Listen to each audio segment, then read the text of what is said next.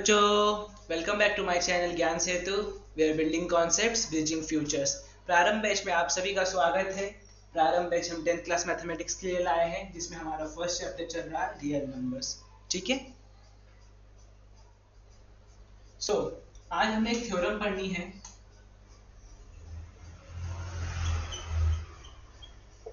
Sir theorem क्या है?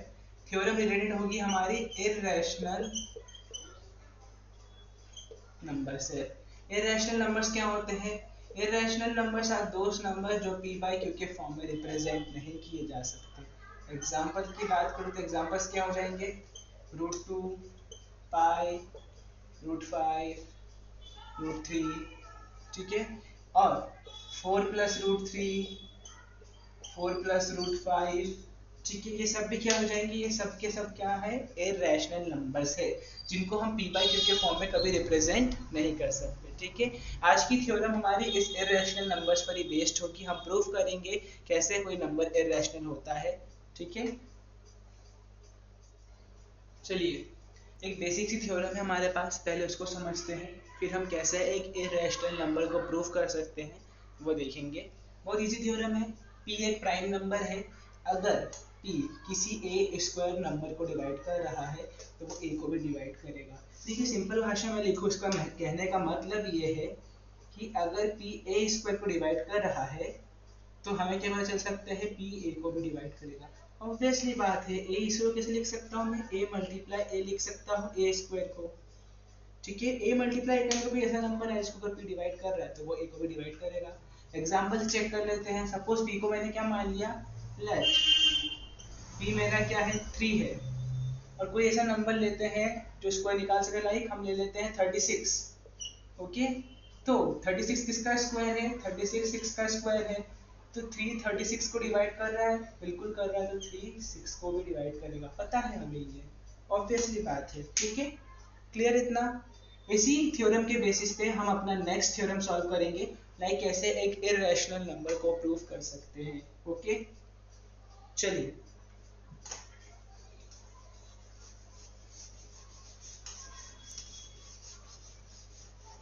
Proof पे आते हैं हम अपने। हमें प्रूफ करना है √2 is an irrational number। हमें प्रूफ करना है कि √2 क्या है? √2 एक इरेशनल नंबर है। ठीक है। कैसे प्रूफ करेंगे? तो स्टार्ट करते हैं अपना proof. Let us suppose that √2 is a rational number. Suppose कर लिया हमने कि √2 हमारा एक रैशनल नंबर है। ठीक है। तो हम √2 को लिख सकते हैं a बाई बी के फॉर्म में या फिर p बाई q के फॉर्म में, क्योंकि हम रैशनल नंबर को p बाई q के फॉर्म में लिख सकते हैं जहाँ पे q की वैल्यू नॉट इक्वल टू 0 होती है। अब वेरिएबल में a बाई बी लिखूं या p बाई q लिखूं, कोई फर्क नहीं पड़ता है। चलिए हम p बाई q से ही सॉल्व करते हैं। तो √2 को मैंने लिख दिया p बाई q के फॉर्म में। ठीक है। अब क्या करना है? अब इस q को इधर ले जाता हूँ, तो मेरे पास क्या हो जाएगा? q√2 equals to p। इसको मैंने नाम दे दिया इक्वेशन नंबर 1। ठीक है, क्लियर इतना? नेक्स्ट, अब मैं बात करता हूँ कि दोनों साइड अगर मैंने स्क्वायर कर दिया तो क्या हो जाएगा? q square multiply 2 equals to p square. ठीक है, इतना क्लियर हुआ आप सभी को? सर ये क्यों लिखा इक्वेशन? चलिए बेसिक समझाता हूँ मैं। थोड़ी देर पहले हमने एक थ्योरम पढ़ी थी, ध्यान से दीजिएगा। क्या थ्योरम पढ़ी थी हमने? कि अगर मेरे पास कोई प्राइम नंबर है, वो किसी नंबर a स्क्वायर को डिवाइड कर रहा है, इसका मतलब क्या है? कि वो नंबर a को भी डिवाइड करेगा। ठीक है, इसको मैं रफ कर देता हूँ। पहले हम इस थ्योरम को एक बार रिवाइज कर लेते हैं। अगर मेरे पास कोई एक नंबर है जो किसी का स्क्वायर है, वो डिवाइड कर रहा है किससे? p से, तो वो सेम नंबर भी कुछ डिविजिबल होगा। क्लियर है? अगर मैं यहाँ पे ध्यान से देखूं तो q√2 is equal to p। इसका मतलब क्या है? कि ये जो p है ये डिवाइड हो जाएगा मेरा √2 से। यही बताना चाहता है यहाँ पर। p मेरा रूट से डिविजिबल हो जाएगा। यस सर, बिल्कुल डिविजिबल होगा। तो मैंने लिखा इसलिए here p is divisible by √2। ठीक है, इस इक्वेशन के कैसे लगे भाई, हाँ p √2 से डिवाइड होगा, क्योंकि मेरे पास q कोई आंसर आ रहा है तो ऑब्वियसली बात है p √2 से डिवाइड हो जाएगा। ठीक है, अब वो कैसे प्रूफ किया, मैंने यहाँ से प्रूफ किया, क्योंकि अगर p का स्क्वायर 2 से डिविजिबल है तो p भी मेरा 2 से डिविजिबल हो जाएगा। Is that clear? ठीक है, इसका मतलब क्या है, p मेरा 2 से डिविजिबल हो जाएगा। तो इसे क्या चल रहा है कि भाई मेरा जो p है वो √2 से डिविजिबल हो रहा है। अब इसलिए मैं इस p को क्या लिख सकता हूँ, मैं इस p को कुछ एक नंबर लिख सकता हूँ। 2c दे दिया मैंने इस p को। वैसे आप इसको 2c कैसे दे दिया, क्योंकि अभी मैंने बताया कि अगर p स्क्वायर 2 से डिविजिबल है तो p 2 से डिविजिबल होगा। ठीक है, ये p स्क्वायर वैल्यू कहाँ से लिखा, क्योंकि जो p था वो √2 से डिविजिबल था, p मेरा √2 से डिविजिबल हो रहा है, दोनों का स्क्वायर किया तो क्या हो जाएगा, ऊपर p स्क्वायर √2 हट के क्या मिल जाएगा 2। सेम इक्वेशन मिल गई मुझे यहाँ पर। तो p स्क्वायर अगर 2 से डिविजिबल हो रहा है इसका मतलब p भी 2 से डिविजिबल होगा। तो p बराबर मैंने कोई नंबर मान लिया 2c। ठीक है, क्योंकि p मेरा 2 से डिविजिबल होगा। अब इस p को मैं चेंज कर देता हूँ यहाँ पर, मैंने p को मान लिया कुछ 2c। अब इस 2c को मैंने यहाँ पे पुट किया, q मल्टीप्लाई √2 बराबर 2c। ठीक है, इतना समझ में आया। नेक्स्ट, अब क्या है मेरे पास, q बराबर 2 डिवाइड बाय √2c।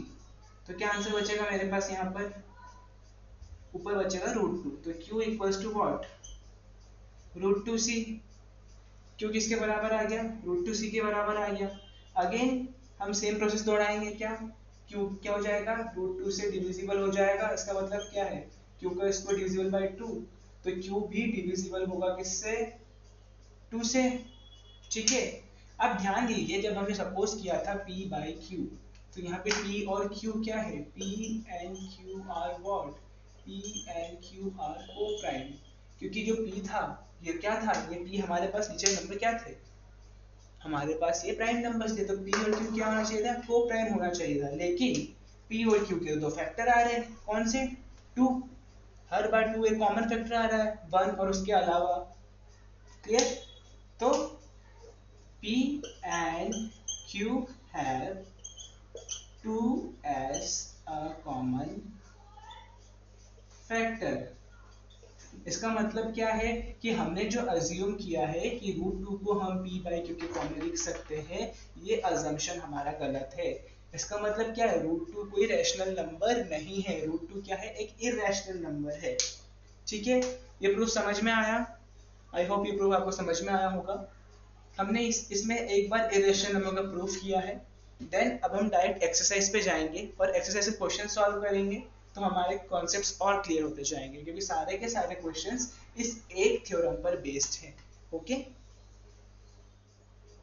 ना, एक और एग्जांपल सॉल्व कर लेते हैं। ठीक है, √3 हमारा एक इरेशनल नंबर है। इसके बाद हम सारे टाइप के क्वेश्चन सॉल्व कर सकते हैं, क्योंकि हम पहले भी पढ़ चुके हैं, हमें पता है कि अगर हम किसी इरेशनल नंबर का प्लस करेंगे दूसरे इरेशनल नंबर के साथ तो वो इरेशनल ही आएगा। ठीक है, सेम रूल होता है किसके लिए, माइनस के लिए, बजाय जब वो दोनों नंबर सेम ना हो। ओके, सो मेरे पास क्या है, √3 एक इरेशनल नंबर है, ये प्रूफ करना है। सॉल्यूशन, इसलिए मैं क्या सपोज करूंगा, लेट अस सपोज दैट, क्या सपोज करेंगे, √3 is what, a rational number. तो हम क्या सपोज करेंगे, √3 एक रैशनल नंबर है। इसका मतलब क्या हो जाएगा, √3 is equal to what, p by q। यहाँ पे p एंड q क्या होंगे, कोप्राइम होंगे। अब सर आप ये कोप्राइम क्यों ले रहे हैं, क्योंकि ऑब्वियसली बात है, कोप्राइम करना क्यों लेना पड़ रहा है, क्योंकि 3 भी क्या है, एक प्राइम नंबर है। इसलिए कोप्राइम्स मतलब क्या है, ऐसे नंबर के पेयर्स होते हैं जिनके 1 के अलावा कोई और फैक्टर्स नहीं होंगे। ठीक है, क्लियर है इतना? जनरली दोनों क्या है, प्राइम नंबर्स है हमारे पास। चलिए √3 को पी बाई क्यू ले लिया, अगेन सेम सॉल्व करना है, क्यू √3 बराबर पी हो जाएगा। इससे मुझे क्या मिलेगा कि भाई p √3 से डिविजिबल हो रहा है, इसका मतलब p स्क्वायर किससे डिविजिबल हो रहा है, 3 से। ये क्या रिप्रेजेंट करता है कि p भी 3 से डिविजिबल होगा। ठीक है, ये हमारी कौन सी जो थ्योरम हमने आज पढ़ी है वो थ्योरम बोलती है। क्लियर? इसका मतलब क्या है, p बराबर मैं कुछ 3c लिख सकता हूँ, c कोई दूसरा कांस्टेंट होगा। ठीक है, c क्या है मेरे पास, c कोई दूसरा कांस्टेंट है। इसको इस इक्वेशन में पुट कर देता हूँ, तो q √3 बराबर 3c हो जाएगा। ये √3 इधर जाएगा, इसका मतलब क्या हो जाएगा, 3 बाय √3c। तो क्या बचेगा, √3c। अगेन देखिए सेम इक्वेशन आ रही है मेरे पास, q बराबर √3c। इसका मतलब क्या है, ये इक्वेशन क्या रिप्रेजेंट कर रहा है कि q भी डिविजिबल होगा किससे, √3 से। ये q √3 से डिविजिबल होगा, इसका मतलब क्या है कि q का स्क्वायर 3 से डिविजिबल होगा और q भी 3 से डिविजिबल होगा।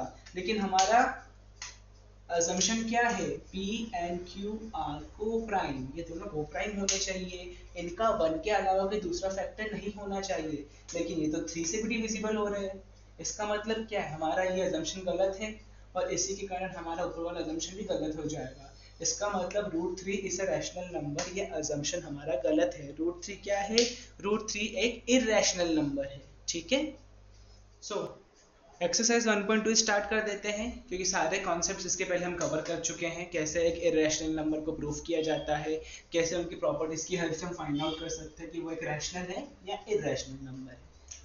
अगेन सेम क्वेश्चन है, √5 हमें इरेशनल नंबर प्रूफ करना है। ये इस टाइप के क्वेश्चन हम पहले भी सॉल्व कर चुके हैं, √2 और √3 के लिए हमने थ्योरम पढ़ी। थ्योरम क्या थी हमारे पास, अगर कोई नंबर a स्क्वायर को एक p डिवाइड कर रहा है तो वो a को भी डिवाइड करेगा।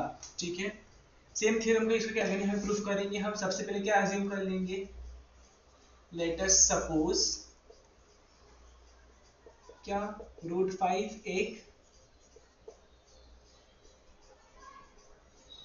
रैशनल नंबर है। इसका मतलब क्या हो जाएगा, √5 equals to p by q. यहाँ पे p एंड q क्या होंगे, को प्राइम होंगे। q सर किस लिए को प्राइम होंगे, बिकॉज हमने एक प्राइम नंबर का रूट लेना स्टार्ट किया है। ठीक है, हमने एक प्राइम नंबर का रूट लिया है। p एंड q हमारे क्या हो जाएंगे, को प्राइम हो जाएंगे। इससे क्या लिख सकता हूँ मैं, √5 q √5 equals to what, p। ये क्या स्टेट कर रहा है, ये बता रहा है कि भाई जो p है वो √5 से डिविजिबल हो जाएगा। इसका मतलब p का स्क्वायर 5 से डिविजिबल हो जाएगा और p भी 5 से डिविजिबल होगा। कैसे, क्योंकि हमारी थ्योरम ये कहती है, हमारी जो थ्योरम है वो हमें बताती है कि अगर a का स्क्वायर p से डिविजिबल है तो a भी p से डिविजिबल होगा। ठीक है, इससे मैं क्या लिख सकता हूँ, p बराबर 5x लिख दूँ, 5c लिख दो। चलिए p बराबर 5c लिख सकता हूँ, जहाँ पे c क्या है, c कोई दूसरा कांस्टेंट है मेरे पास। अब इस p की वैल्यू को मैं इस इक्वेशन में पुट करता हूँ, तो q √5 बराबर 5c। q बराबर क्या हो जाएगा, √5c। कैसे निकाला, ये √5 इसके डिवीजन में गया तो 5 डिवाइड बाय √5 होगा √5। q बराबर √5c आया। अगेन मैं लिख सकता हूँ, इसका मतलब क्या है कि भाई q को भी √5 डिवाइड करेगा, इसका मतलब q square is divisible by 5। Similarly q is divisible by 5। इससे क्या पता चल रहा है भाई p और q क्या है, को प्राइम नहीं है। p and q are not को प्राइम।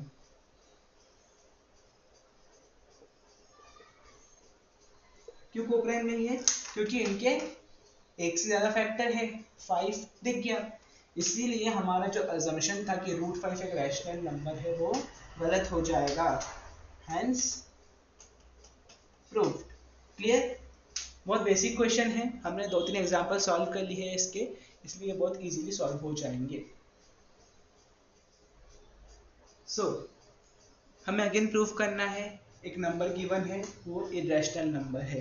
कैसे प्रूफ करेंगे, चलिए ये बहुत जल्दी प्रूफ हो जाएगा, इजीली प्रूफ हो जाएगा।